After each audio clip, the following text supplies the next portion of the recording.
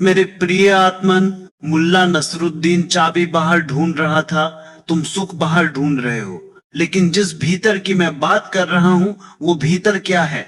जब तुम आंखें बंद करते हो और भीतर जाते हो तो तुम्हें क्या मिलता है? शुरुआत में तुम्हें केवल अंधेरा मिलता है, विचारों का शोर मिलता है। लेकिन अगर तुम उस शोर के पार चले जाओ, अगर तुम थोड़ा और गहरे उतरो, तो तुम्हें एक शून्य मिलता है, एम्प्टीनेस।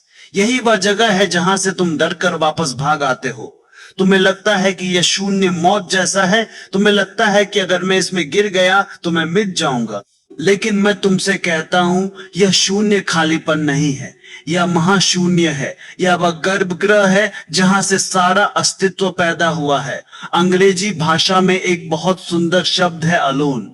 तुम इसका अर्थ समझते हो, अकेला। लेकिन शब्द की जड़ में जाओ, एटिमोलॉजी में जाओ। अलोन बना है दो शब्दों से, आल प्लोशोन, ऑल वन।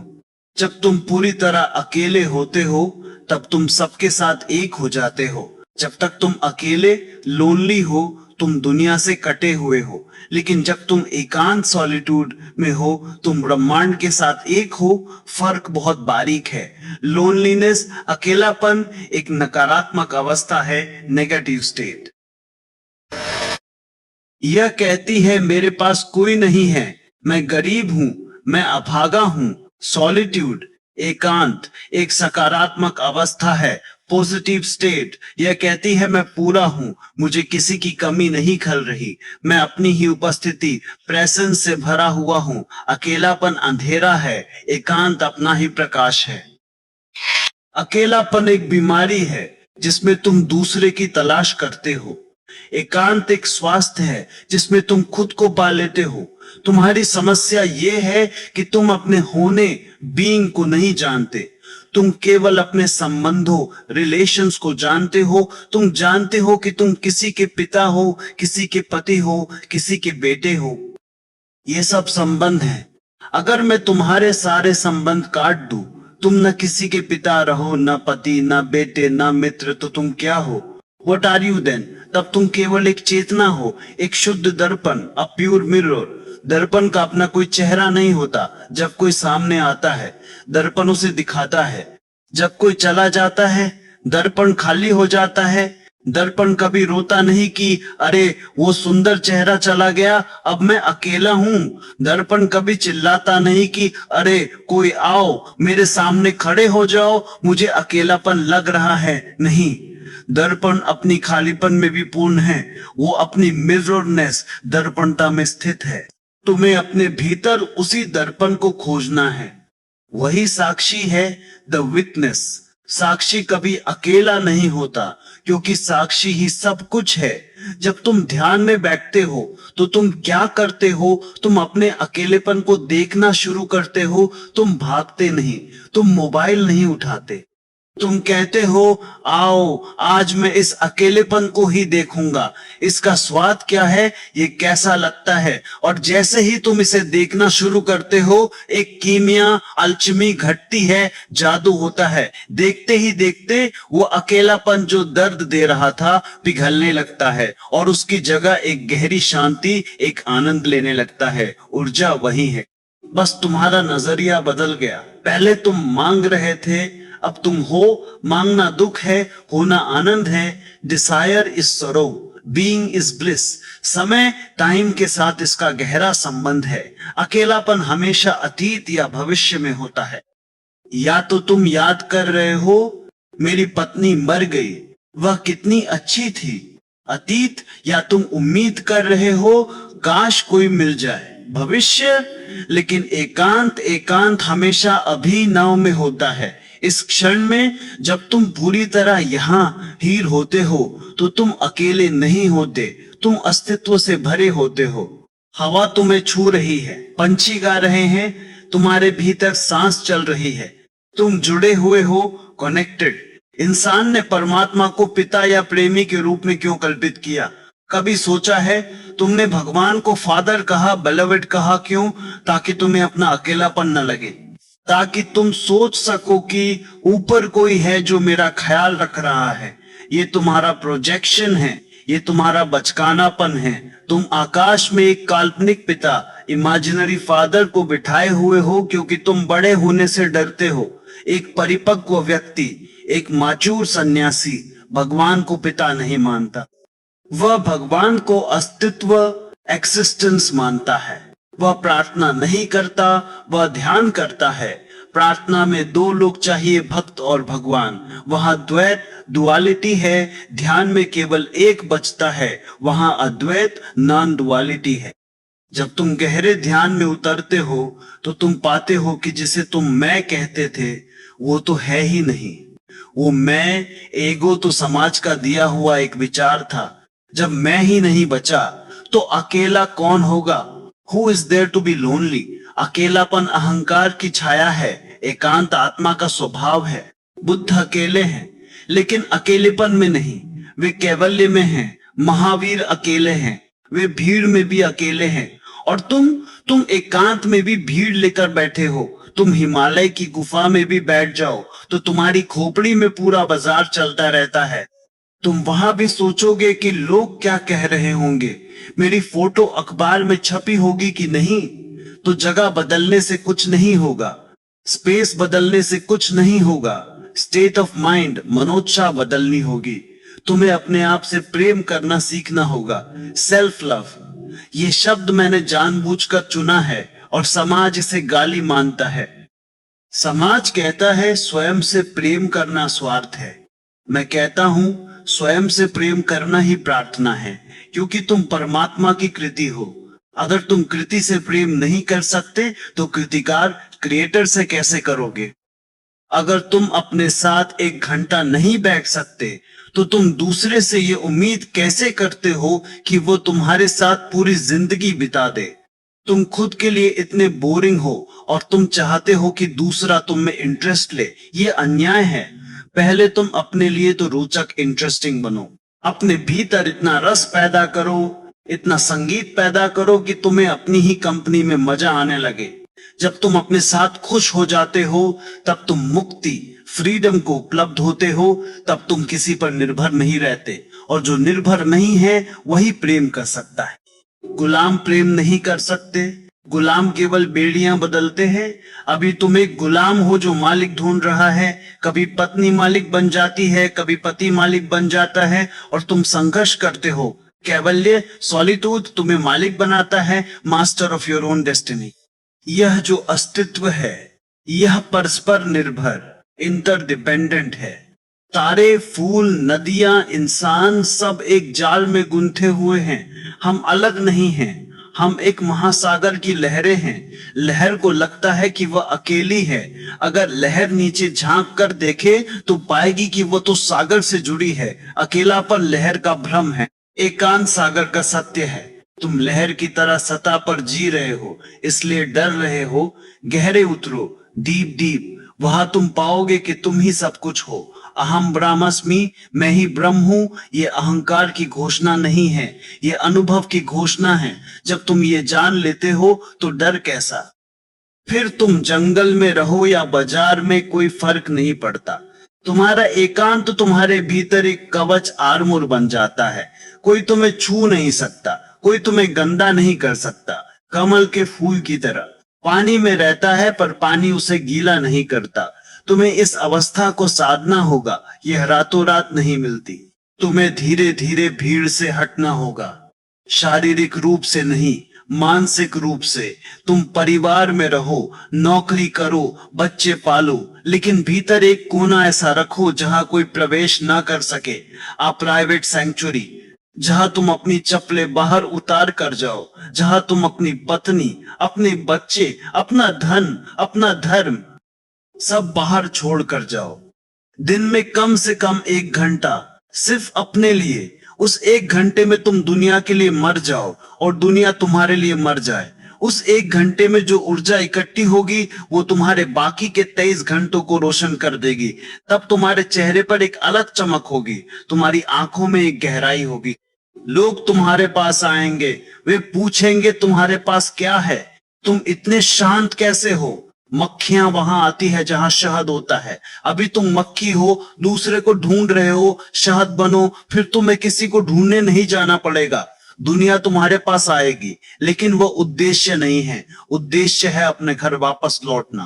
होमकमिंग भटकना बहुत हो गया। जन्मों जन्मों से तुम कटोरा लेकर भीख मांग रहे हो। थोड़ा प्यार दे दो, थोड़ा ध्यान दे दो, फेंक दो इस कटोरे को। तुम सम्राट हो, तुमने अपनी याददाश्त खो दी है। अमनीजिया, ध्यान तुम्हें तुम्हारी याददाश्त वापस दिलाता है।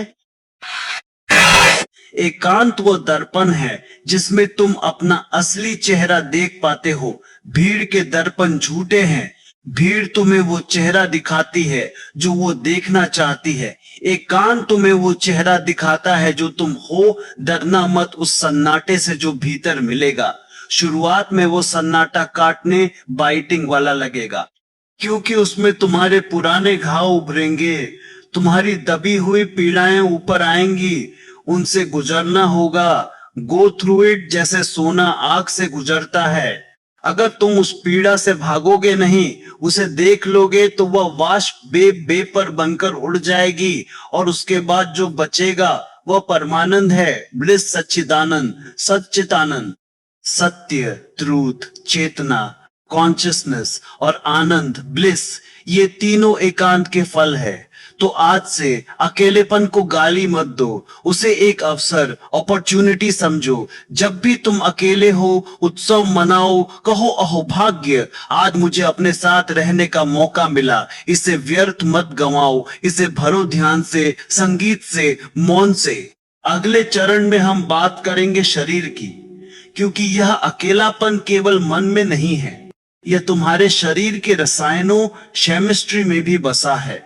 हम समझेंगे कि कैसे तुम अपने शरीर को इस एकांत के लिए तैयार कर सकते हो, कैसे तुम अपनी ऊर्जा को ऊर्ध्वगामी, अपवर्ड बना सकते हो, ताकि वह सेक्स जो कि दो का मिलन है, से समाधि जो कि एक का उत्सव है, की ओर बह सके। मेरे प्रिय आत्मन, हमने मन की बात की, हमने दर्शन की बात की, अब हम थोड़ा और करीब आते हैं, तुम्हारे घर के करीब, तुम्हारे शरीर के करीब। अक्सर लोग सोचते हैं कि अकेलापन केवल मन की उदासी है। नहीं, अकेलापन तुम्हारे शरीर की एक पुकार है, एक तड़प है, और इस तड़प को समझना बहुत जरूरी है। वरना तुम आध्यात्मिक, स्पिरिचुअल होने की कोशिश करते रहोगे और तुम्हारा शरीर तुम्हें बार बार नीचे खींच लेगा। तुम्हारा शरीर करोड़ों वर्षों के विकास, एवोल्यूशन का परिणाम है। तुम्हारे शरीर की हर कोशिका, सेल में एक स्मृति है, और वह स्मृति है जुड़ने की। जीव विज्ञान, बायोलॉजी की दृष्टि से देखो, जीवन की शुरुआत कैसे हुई? दो कोशिकाओं के मिलन से, शुक्राणु और अंडाणु। वे अकेले थे, वे मिले और तुम बने। तो तुम्हारे अस्तित्व की बुनियाद ही मिलन, मीटिंग पर टिकी है। इसीलिए तुम्हारा शरीर अकेलेपन से डरता है। शरीर को लगता है कि अकेलापन यानी मृत्यु।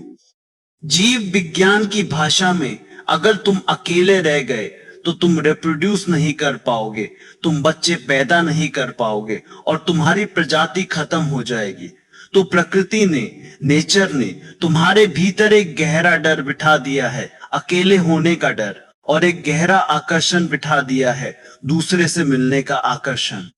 इसे तुम प्रेम कहते हो, मैं इसे जैविक रिश्वत, बायोलॉजिकल ब्राइब कहता हूं। प्रकृति तुम्हें रिश्वत देती है, वह तुम्हें सेक्स का सुख देती है, डोपामाइन देती है, ताकि तुम दूसरे के पास जाओ। प्रकृति को तुम्हारी खुशी से कोई मतलब नहीं है, उसे केवल जीवन के विस्तार से मतलब है। तुम एक कठपुतली हो जिसकी डोरियां तुम्हारे हार्मोन्स के हाथ में है। जब तुम्हें अकेलापन लगता है, गौर करना तुम्हारे शरीर में क्या होता है। तुम्हें एक बेचैनी होती है, तुम्हारी त्वचा, स्किन किसी स्पर्श के लिए भूखी होती है। मनोवैज्ञानिक इसे स्किन हंगर कहते हैं। तुम चाहते हो कोई तुम्हें छुए, कोई तुम्हें गले लगाए। क्यों? क्योंकि स्पर्श तुम्हें सुरक्षा का एहसास दिलाता है। बचपन में माँ तुम्हें छूती थी तो तुम शांत हो जाते थे। आज तुम बड़े हो गए हो, लेकिन तुम्हारा शरीर अभी भी वही बच्चा है। जब तुम अकेले होते हो तो शरीर का कॉर्टिसोल, स्ट्रेस हार्मोन बढ़ जाता है। शरीर फाइट और फ्लाइट मोड में आ जाता है। उसे लगता है कोई खतरा है और इस खतरे से बचने के लिए तुम क्या करते हो? तुम सेक्स की तरफ भागते हो। दुनिया में सेक्स का इतना जोर क्यों है?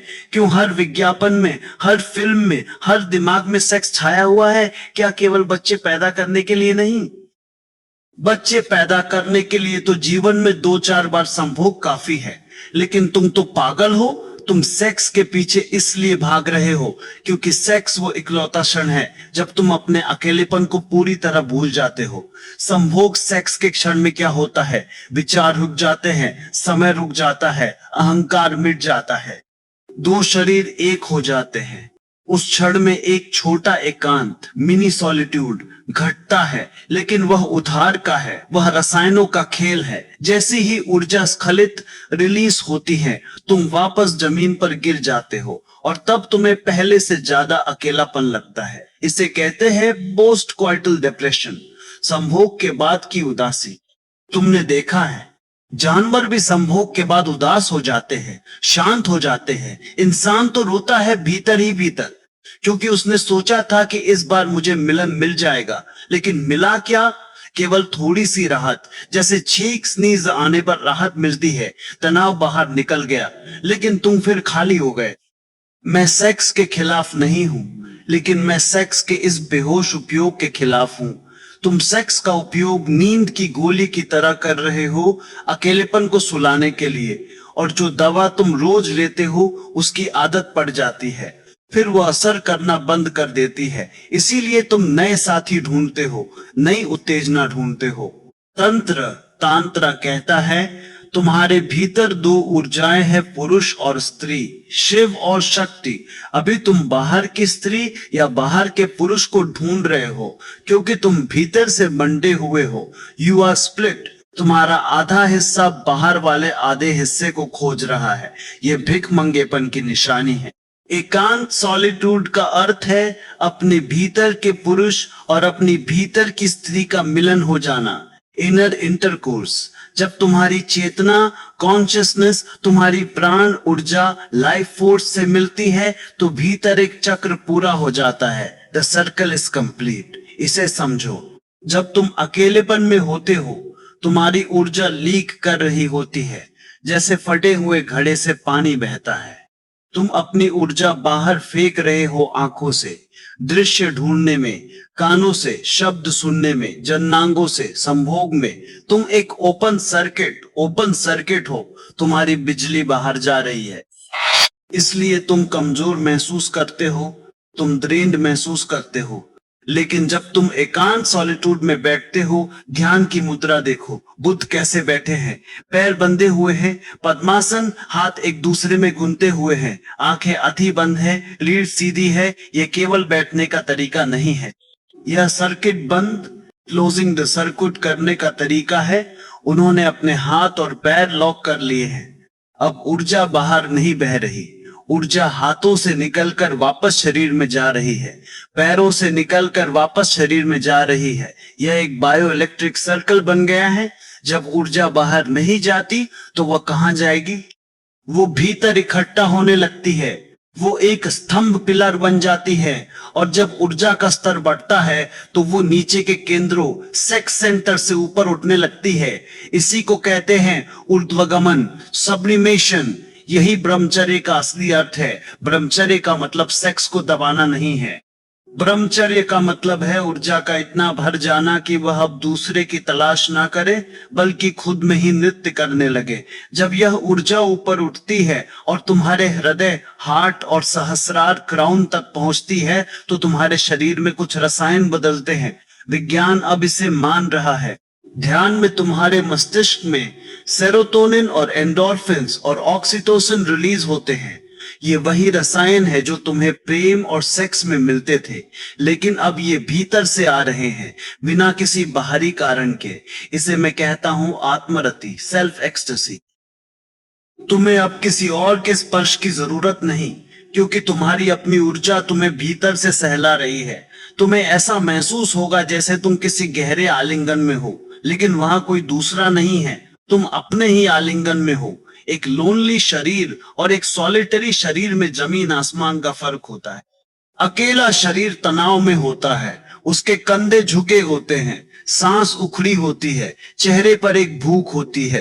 एकांत में स्थित शरीर शिथिल रिलैक्स्ड होता है, चेहरे पर एक आभा ग्लो होती है, जिसे हम ओज बोझ बोजास कहते हैं। ओज क्या है? ओज वो सेक्स ऊर्जा है जो काम वासना नहीं बनी बल्कि ध्यान बन गई, जो नीचे नहीं बही ऊपर उठ गई।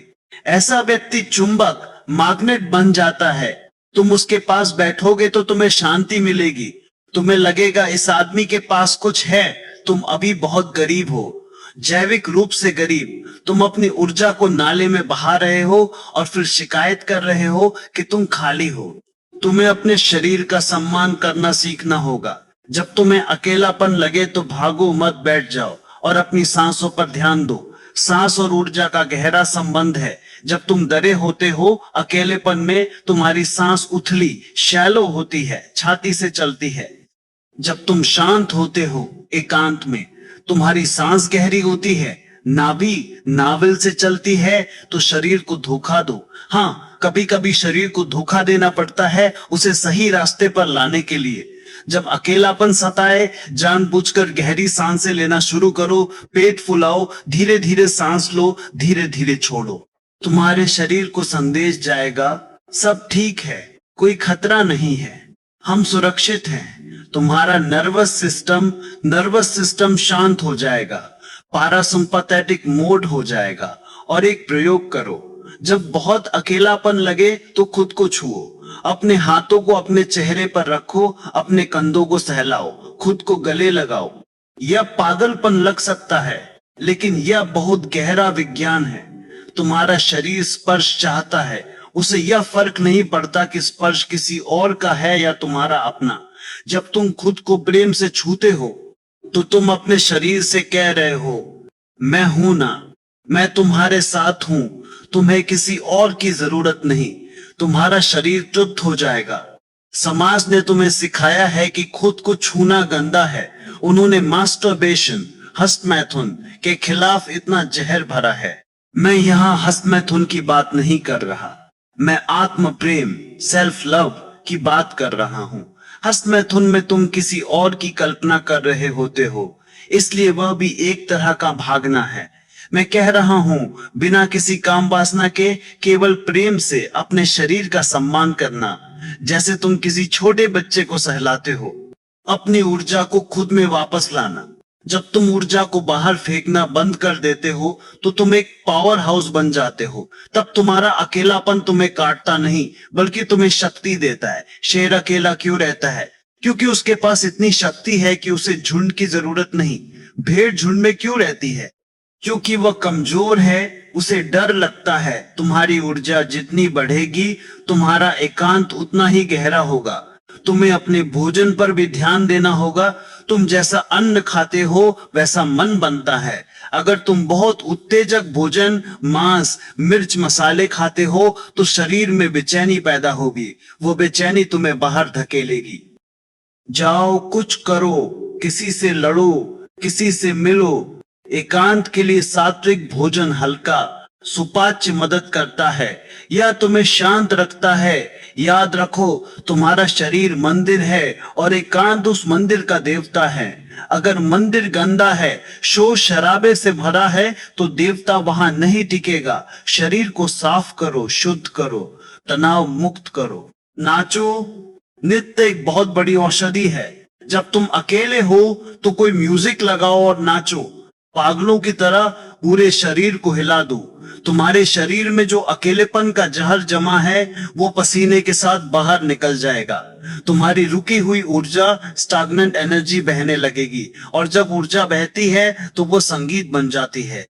ठहरी हुई ऊर्जा सड़ जाती है, बहती हुई ऊर्जा गीत बन जाती है। नृत्य के बाद जब तुम थक कर जमीन पर गिरोगे, उस सन्नाटे में देखना, वहां कोई अकेलापन नहीं होगा, वहां केवल एक भरा पूरापन, फुलनेस होगा। तुम पसीने से लथपथ होगे, सांस तेज चल रही होगी, लेकिन भीतर भीतर एक गजब का सन्नाटा होगा। उस सन्नाटे का स्वाद लो। वही स्वाद एकांत है। तुमने अपने शरीर को अपना दुश्मन बना रखा है। तुम उसे घसीटते हो। उसे मित्र बनाओ, उससे पूछो तुझे क्या चाहिए, वो कहेगा विश्राम, वो कहेगा शांति। वो ये नहीं कहेगा कि मुझे फलाना आदमी चाहिए। आदमी की चाहत मन की बीमारी है। शरीर की चाहत तो केवल सुख, कंफर्ट है, और सुख तुम उसे खुद दे सकते हो।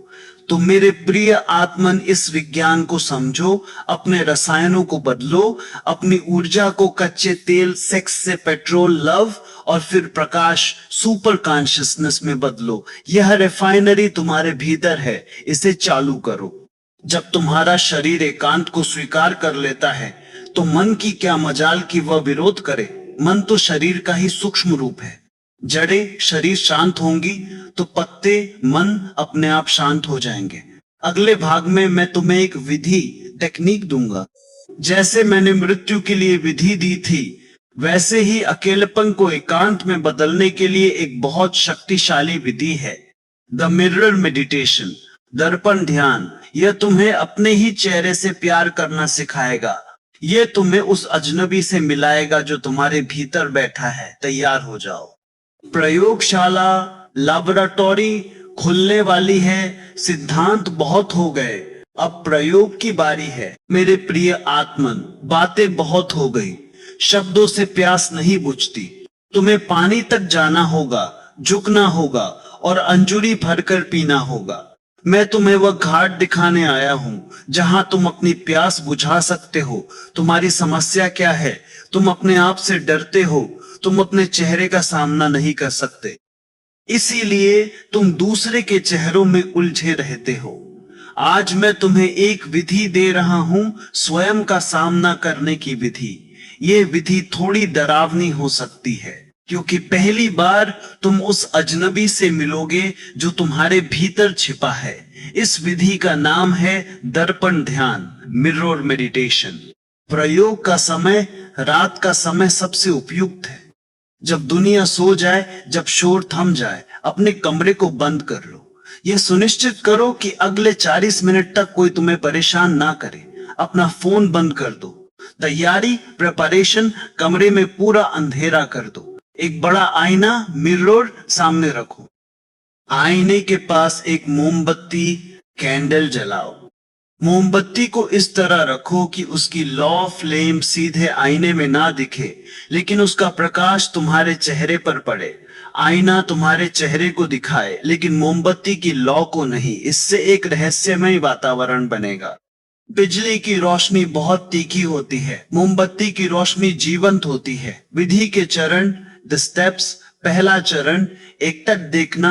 स्टारिंग आईने के सामने आराम से बैठ जाओ, रीढ़ सीधी रखो, लेकिन शरीर ढीला छोड़ दो। अब आईने में अपनी ही आंखों में देखो। Stare into your own eyes. पलके कम से कम झपकाओ। अगर आंसू आए तो आने दो, पूछना मत। आंसू आंखों को और साफ कर देंगे। शुरुआत में तुम्हें अजीब लगेगा, तुम्हारा मन कहेगा ये क्या पागलपन है, मैं क्या कर रहा हूं, इससे क्या होगा। यह मन की चाल है। मन तुम्हें रोकना चाहता है, क्योंकि मन जानता है कि अगर तुम ये करते रहे तो मन का खात्मा हो जाएगा।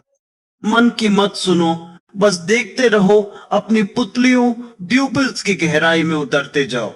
दूसरा चरण, चेहरों का बदलना, द चेंजिंग फेसेस। करीब 10-15 मिनट बाद एक चमत्कार घटना शुरू होगा। तुम्हें लगेगा कि आईने में जो चेहरा है वो बदलने लगा है। कभी तुम्हें लगेगा कि चेहरा बहुत डरावना हो गया है, कभी तुम्हें लगेगा कि वह किसी जानवर का चेहरा है, भेड़िया, बिल्ली या शेर। कभी तुम्हें अपने पूर्वजों के चेहरे दिखेंगे, तुम्हारे पिता, तुम्हारे दादा। कभी तुम्हें पिछले जन्मों के चेहरे दिखेंगे। डरना मत, ये हेलुसिनेशन नहीं है। हाथ में सिलवे, बचे हेलुसिनेशन नहीं है। यह तुम्हारा अवचेतन मन, सबकॉन्शियस माइंड है जो खाली हो रहा है। तुमने अपने भीतर बहुत से चेहरे दबा रखे हैं, तुमने बहुत से मुखौटे पहन रखे हैं। भीड़ के सामने तुम जो चेहरा दिखाते हो वह असली नहीं है। भीतर तुम्हारे बहुत से व्यक्तित्व, पर्सनालिटीज हैं, वे सब बाहर आएंगे। जैसे फिल्म की रील चलती है वैसे चेहरे बदलेंगे। तुम बस साक्षी बने रहना, जस्ट बी ए विटनेस।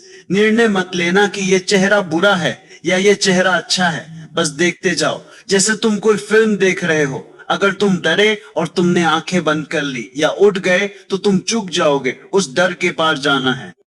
तीसरा चरण शून्यता, द वॉइड। अगर तुम डटे रहे, अगर तुम देखते रहे तो करीब 30-35 मिनट बाद एक क्षण आएगा, अचानक आईना खाली हो जाएगा, वहां कोई चेहरा नहीं होगा, द फेस डिसअपियर्स। यह सबसे महत्वपूर्ण क्षण है। तुम आईने के सामने बैठे हो, आंखें खुली हैं लेकिन आईने में कोई नहीं है, शून्य।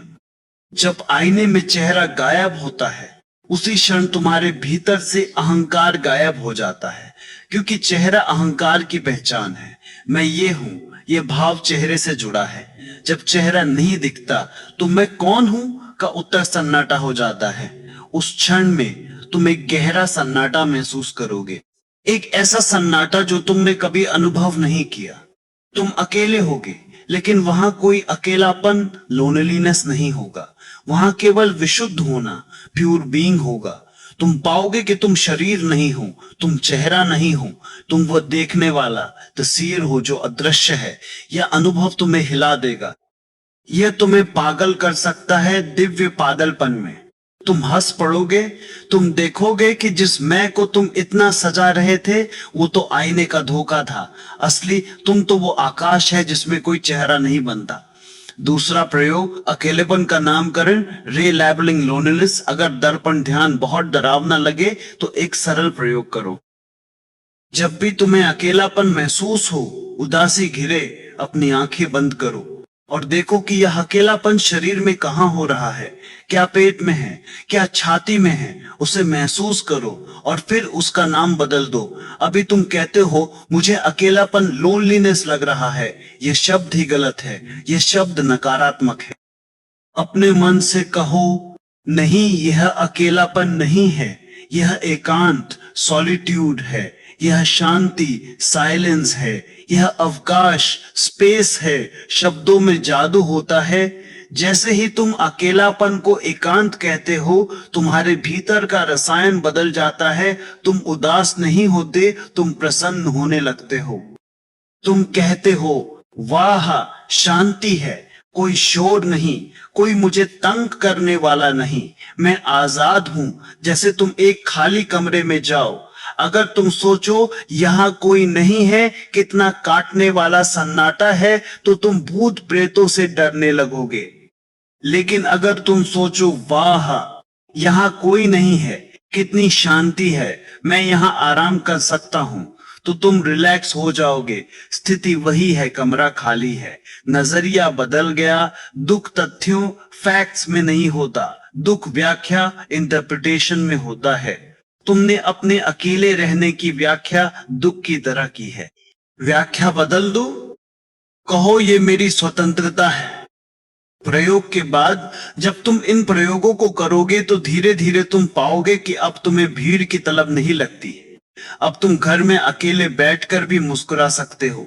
तुम चाय का कप हाथ में लेकर खिड़की के बाहर देखते हुए घंटों बिता सकते हो बिना बोर हुए, क्योंकि अब तुम बोर नहीं हो रहे, तुम अपने होने का स्वाद ले रहे हो। तुम पाओगे कि तुम्हारे रिश्ते सुधरने लगे हैं, क्योंकि अब तुम भिखारी की तरह अपनी पत्नी या पति के पास नहीं जाते, अब तुम सम्राट की तरह जाते हो।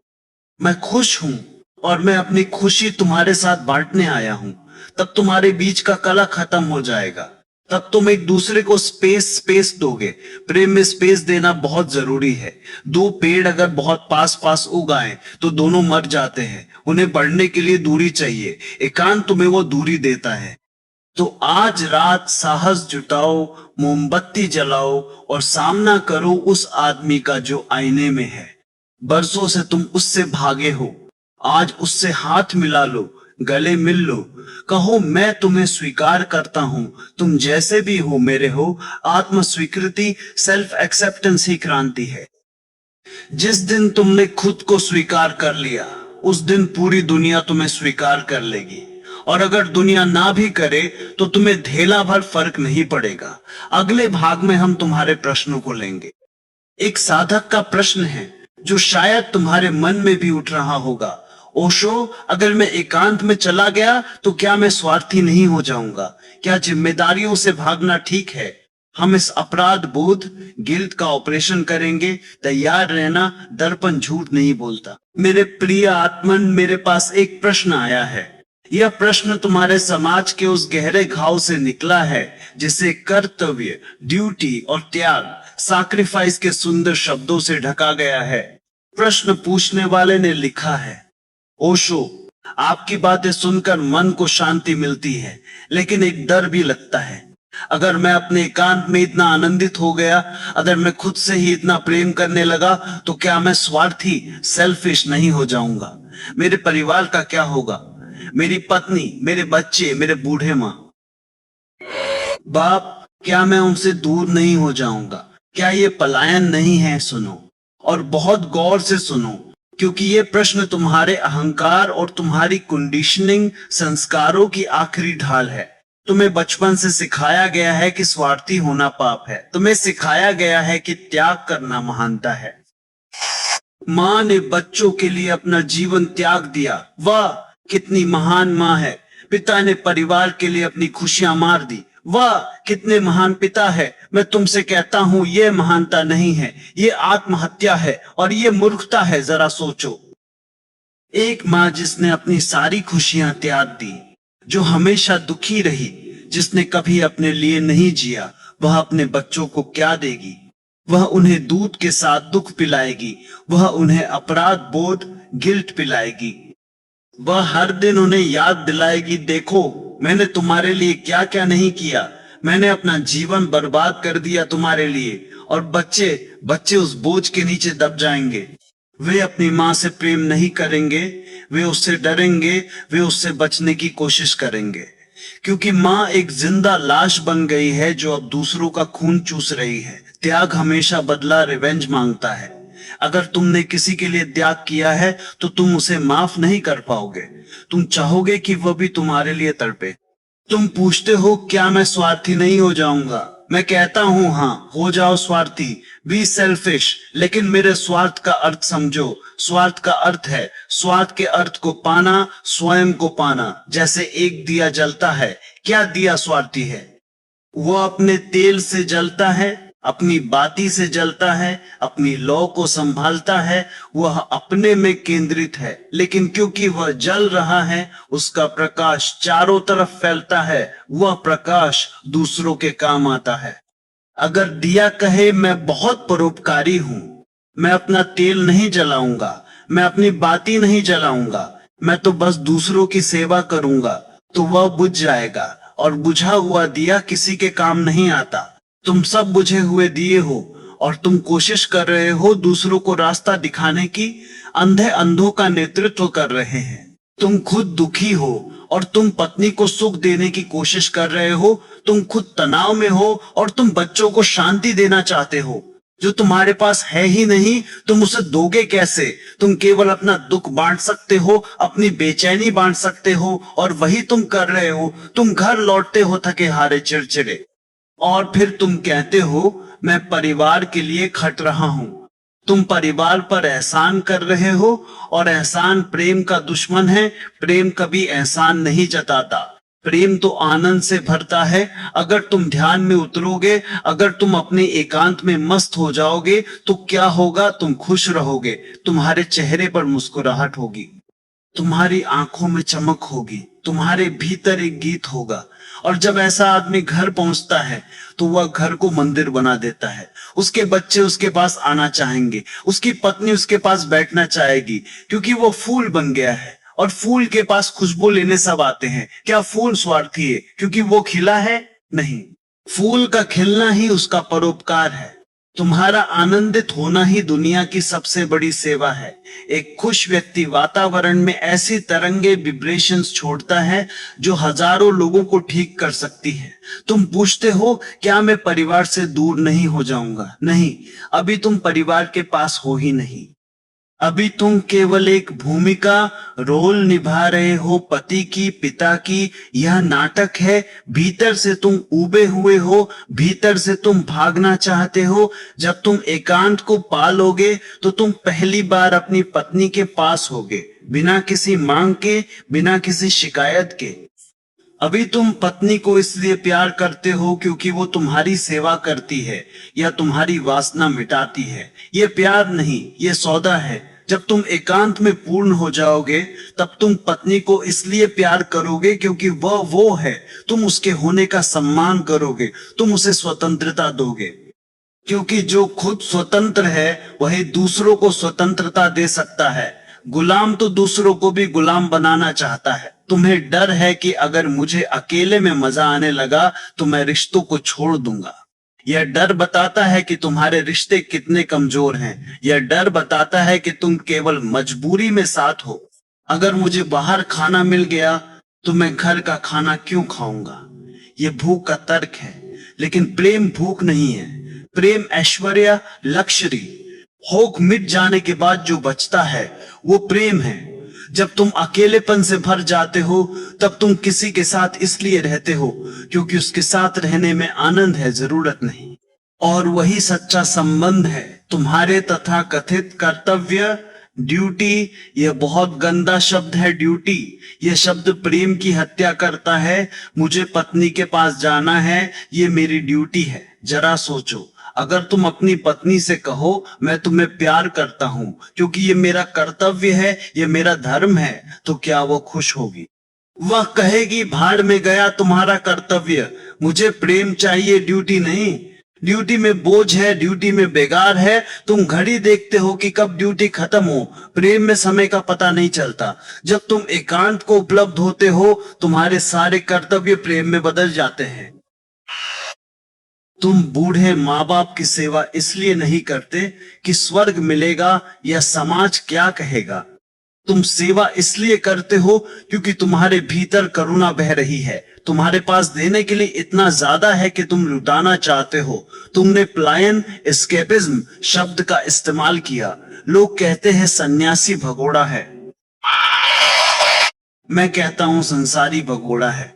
संसारी वह है जो खुद से भाग रहा है, भीड़ में, शराब में, काम में। सन्यासी वह जो रुक गया है, जिसने भागना बंद कर दिया है, जो अपने आप का सामना कर रहा है। शेर भगोड़ा नहीं होता। जो गुफा में अकेला बैठा है, अपने भीतर के तूफानों को देख रहा है, वह कायर कैसे हो सकता है? कायर तो वह है जो डर के मारे भीड़ का हाथ पकड़कर चल रहा है। तुम्हें लगता है कि सन्यासी स्वार्थी है क्योंकि वह हिमालय चला गया। नहीं, मैं तुम्हें हिमालय जाने को नहीं कह रहा। मैं कह रहा हूं अपने घर में रहो, बाजार में रहो, दफ्तर में रहो, लेकिन भीतर से अकेले हो जाओ, भीतर से हिमालय पर रहो। कमल के पत्ते की तरह पानी में, पर पानी से अलग। यह ज्यादा कठिन तपस्या है। जंगल में भाग जाना आसान है। वहां कोई पत्नी नहीं जो किचकिच करे, कोई बॉस नहीं जो डांटे। असली परीक्षा तो यहाँ है, शोर के बीच शांत रहना, भीड़ के बीच अकेले रहना, संबंधों के बीच असंग, डिटैच्ड रहना। यही मेरा नियो संन्यास है। तो अपने इस अपराध बोध को कूड़ेदान में फेंक दो। समाज तुम्हें गिल्टी फील कराएगा। समाज कहेगा देखो कैसा आदमी है, मजे कर रहा है, ध्यान कर रहा है, और हम यहाँ मर रहे हैं। वे तुम्हें नीचे खींचना चाहेंगे, केकड़ों की तरह। अगर एक केकड़ा टोकरी से बाहर निकलने की कोशिश करता है तो बाकी केकड़े उसे टांग पकड़कर नीचे खींच लेते हैं। समाज केकड़ों की टोकरी है। मत सुनो उनकी, बाहर निकलो, पहले खुद को बचाओ। अगर तुम डूब रहे हो तो तुम दूसरों को कैसे बचाओगे? तैरना सीखो, अपनी नाव खुद बनाओ, और जब तुम किनारे पर लग जाओ तब तुम अपना हाथ बढ़ाकर दूसरों को भी खींच सकते हो। यही करुणा है। बुद्ध स्वार्थी थे, वे महल छोड़कर भाग गए थे, पत्नी और बच्चे को सोता छोड़कर। दुनिया की नजर में वे भगोड़े थे, गैर जिम्मेदार थे। लेकिन सोचो अगर वे महल में ही रह जाते तो क्या होता? एक और राजा, एक और पति, एक और पिता। इतिहास में हजारों राजा हुए, सब मिट गए, लेकिन वे भागे, उन्होंने खुद को खोजा। और जब वे वापस लौटे तो वे सिर्फ सिद्धार्थ नहीं थे, वे बुद्ध थे, वो प्रकाश थे जिसने करोड़ों लोगों का रास्ता रोशन किया। उनकी पत्नी यशोधरा ने बाद में कहा, मुझे गर्व है, उन्होंने जो किया सही किया। अगर वे रह जाते तो केवल मेरे होते।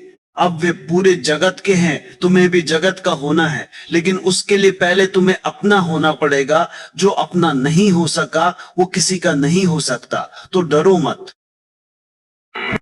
एकांत तुम्हें तोड़ेगा नहीं, तुम्हें जोड़ेगा। यह तुम्हें एक बेहतर पिता, एक बेहतर पति, एक बेहतर मित्र बनाएगा, क्योंकि अब तुम मांगने वाले नहीं, देने वाले होगे। सम्राट बनो, भिखारीपन छोड़ो, और यह स्वार्थ, यह एनलाइटन सेल्फिशनेस ही एकमात्र रास्ता है जिससे दुनिया बच सकती है। अगर हर आदमी अपने आनंद के लिए जिम्मेदार हो जाए तो युद्ध कौन करेगा, हिंसा कौन करेगा, बलात्कार कौन करेगा? ये सब अपराध वे लोग करते हैं जो भीतर से खाली और दुखी हैं।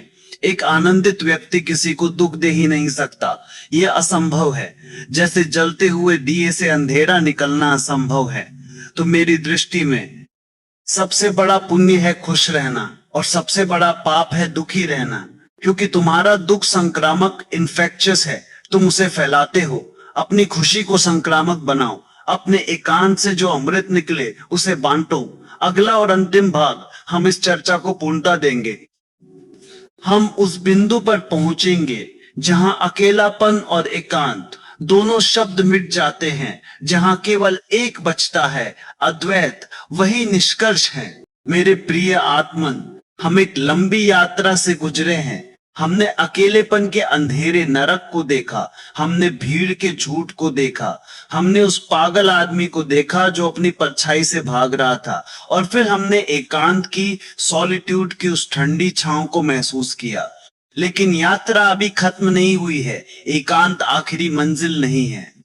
एकांत तो केवल एक पड़ाव है, अ रेस्टिंग प्लेस। अकेलापन बीमारी थी, एकांत स्वास्थ्य है। लेकिन स्वास्थ्य पाकर तुम क्या करोगे? केवल बिस्तर पर लेटे रहोगे? नहीं, स्वास्थ्य पाने के बाद तुम जीवन जियोगे, तुम नाचोगे, तुम गाओगे। एकांत तुम्हें उस द्वार तक ले आता है जहां तुम और अस्तित्व आमने सामने होते हो, और वहां एक आखिरी छलांग लगानी पड़ती है, एकांत से एकत्व में, फ्रॉम सॉलिट्यूड टू ओननेस।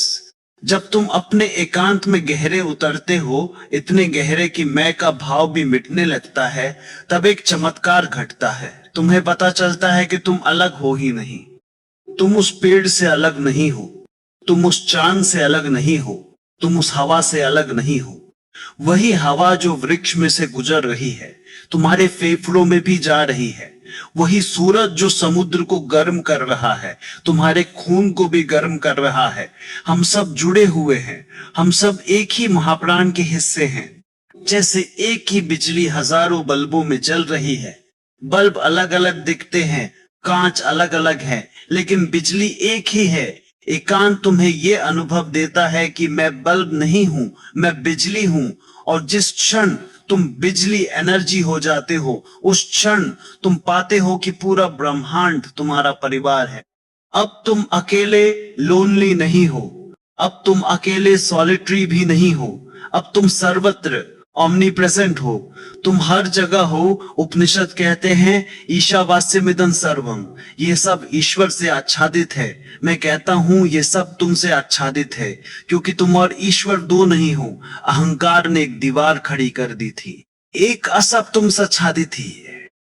अकेलेपन के डर में तुम्हें सिकोड़ दिया था, अब वह दीवार गिर गई है। अब तुम बूंद नहीं रहे, तुम सागर हो गए हो। सोचो, क्या सागर कभी अकेलापन महसूस करता है? क्या सागर कभी डिप्रेशन में जाता है कि मेरे पास कोई नहीं है? सागर जानता है कि सारी नदियां उसी में आ रही हैं, सारे बादल उसी से उठ रहे हैं। वह पूर्ण है, होल।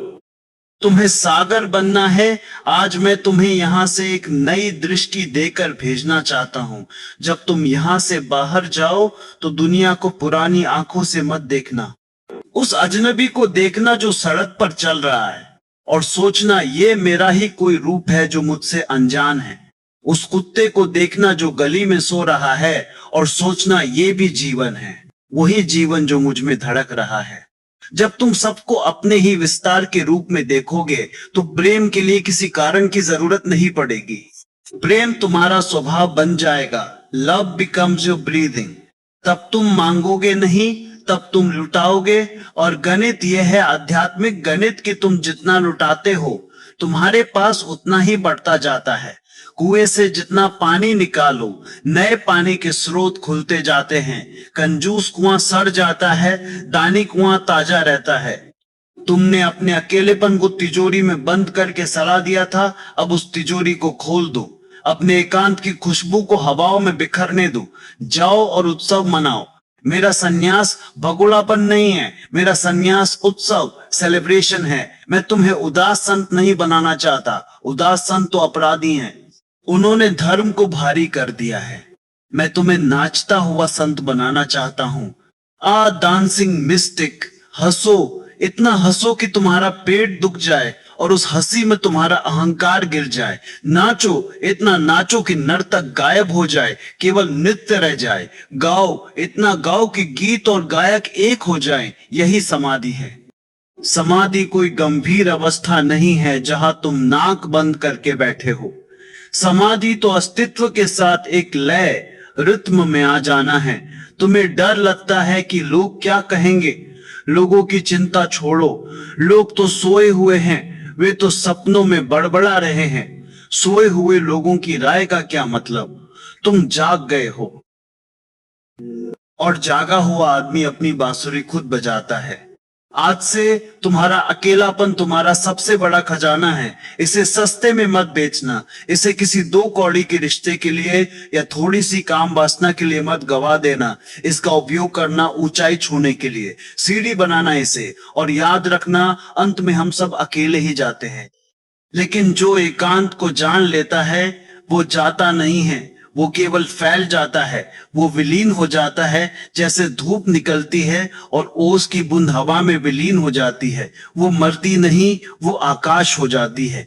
तुम्हें आकाश होना है, तुम्हारे भीतर वो आकाश हमेशा से मौजूद है। बादल आते हैं, विचार, बादल जाते हैं, भावनाएं, लेकिन आकाश वही रहता है। तुम बादलों को पकड़ने की कोशिश कर रहे थे, इसलिए दुखी थे। तुम आकाश हो जाओ, बादलों को आने जाने दो। मैं वह हूं, सो हम। मेरे शब्द अब समाप्त हो रहे हैं, लेकिन मेरा संदेश शब्दों में नहीं है। मेरा संदेश उस अंतराल गाप में है जो शब्दों के बीच है। मेरा संदेश मेरी आंखों में है। मेरा संदेश इस हवा में है जो यहां बह रही है। इसे पियो, इसे अपने रोम रोम में उतर जाने दो। अब हम कुछ क्षण मौन में बैठेंगे, क्योंकि जो बात शब्दों से नहीं कही जा सकती वो केवल मौन ही कह सकता है। इस सन्नाटे को गूंजने दो, अपनी धड़कनों में, अपनी सांसों में। भागना मत, रुक जाओ यहीं अभी। बस यही है, यही वह स्वाद है। इसे अपनी यादों में नहीं, अपने खून में ले जाओ। जाओ और अपने एकांत के दिए से पूरी दुनिया को रोशन कर दो। अब दीपो भव, अब दीपो भव, अब दीपो भव।